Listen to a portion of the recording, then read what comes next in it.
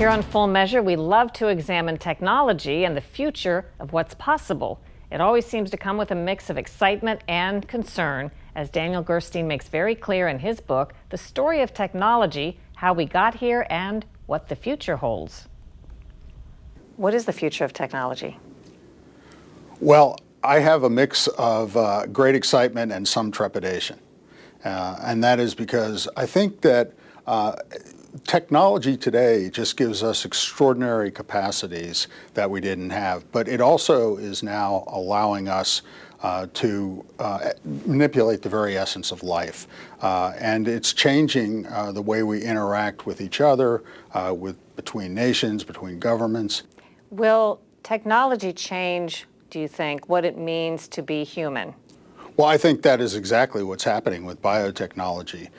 We have learned how to manipulate the DNA very effectively. We know only the functioning of about 1.5% of those. But imagine when we're able to understand all of the interactions, we would be able to dramatically alter the essence of life.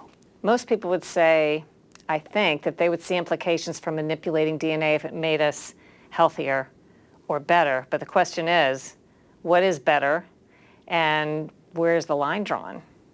So if you were to ask a mother if she wanted her child to be born with some inheritable disease that could easily be cured, you'd almost unanimously get people saying, oh, absolutely, we should cure that child.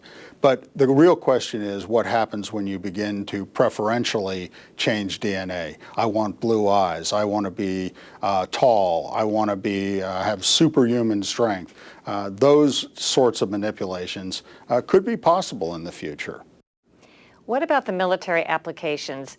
Is there a time when you could see us fighting wars almost exclusively with drones now, perhaps, but then robots and other things that have nothing to do with humans? And then is that better or worse?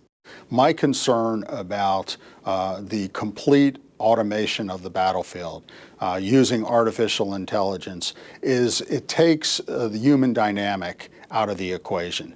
And with that, I wonder if perhaps we make war too easy to fight if we reduce our human costs.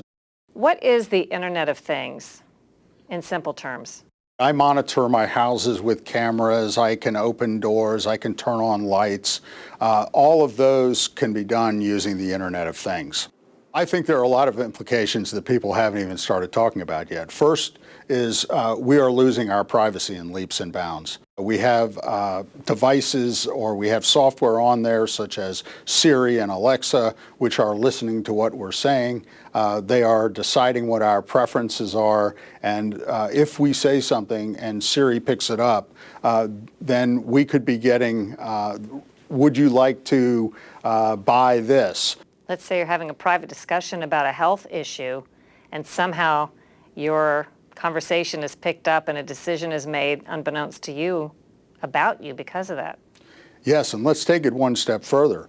Perhaps you're not being selected for a job because they have picked up that you have a temper, or they believe you have a temper because you had an outburst. And so, you know, how we monitor ourselves or handle ourselves, both in public and private, will certainly be affected by this Internet of Things. What do you see as ways we can avoid those dark views? We have to think about what are those categories of technologies or activities with technologies that we should not become involved in. And with the abilities with biotechnology and the Internet of Things and artificial intelligence, our ability as humans to really manipulate our environment and change the human experience is something that we at least need to consider before marching off into the abyss. An Israeli company has just announced approval of its new technology that detects early-stage cancer by navigating inside the lungs.